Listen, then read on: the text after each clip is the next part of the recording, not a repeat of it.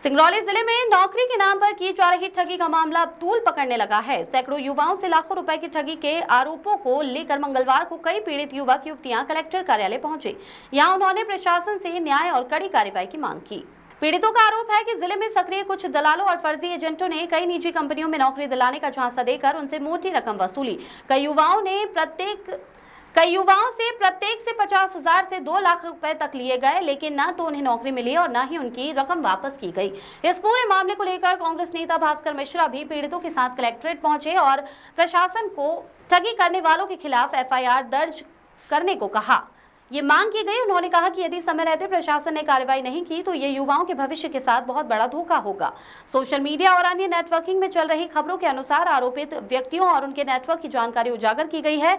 बावजूद इसके अभी तक किसी के खिलाफ सख्त कार्रवाई नहीं हो पाई है। युवाओं का कहना है कि बार बार शिकायतों के बाद भी प्रशासन की चुप्पी इस पूरे खेल पर सवाल खड़े कर रही है। पीड़ितों ने चेतावनी दी कि यदि जल्द ही ठगों के खिलाफ कार्रवाई नहीं हुई तो वे जन आंदोलन के लिए मजबूर होंगे। फिलहाल कलेक्टर कार्यालय में शिकायत पर जांच का आश्वासन मिला है, लेकिन अब देखना होगा कि क्या इस बार दोषियों पर कोई ठोस कार्रवाई होती है या मामला फिर फाइलों में दबा रह जाएगा।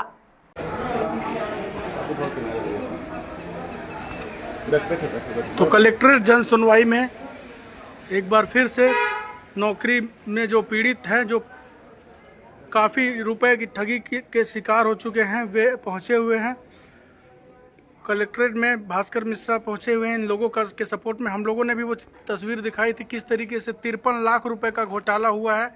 इसके अतिरिक्त कलिंगा में और तमाम जगहों पर कंपनी में नौकरी पाने के लिए 6-6 लाख रुपए की ठगी भाई साहब लोगों से की गई है।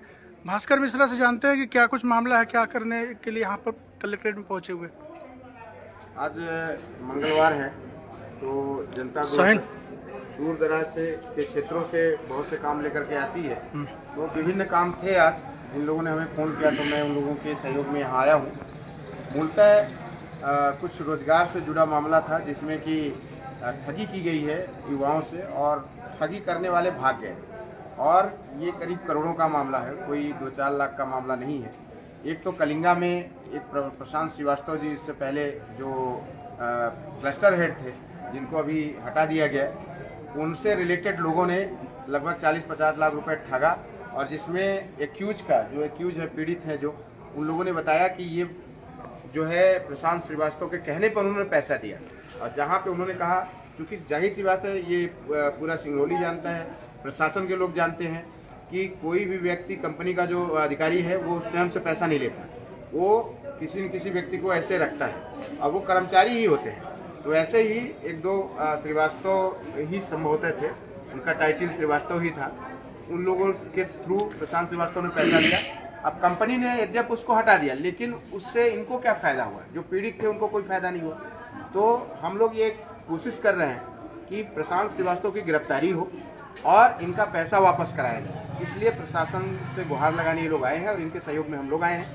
एक और मामला आया है जिसमें कि 52-53 लाख रुपए की ठगी हुई है, जिसके सारे पीड़ित आज मुझे मिले थे। मैंने उनको कलेक्टर साहब से मिलवाया और कलेक्टर साहब से मैंने निवेदन किया है कि क्योंकि उनकी एफआईआर नहीं ली जा रही है, ऐसा उन लोगों का आरोप है, तो कलेक्टर साहब ने कहा है कि मैं एसपी को लेटर लिखूंगा और एफआईआर होगी और मैं एसपी महोदय को जल्द ज्ञापन देने वाला हूं इन सब तमाम मुद्दों को लेकर के कि इसमें निष्पक्षता से जांच हो।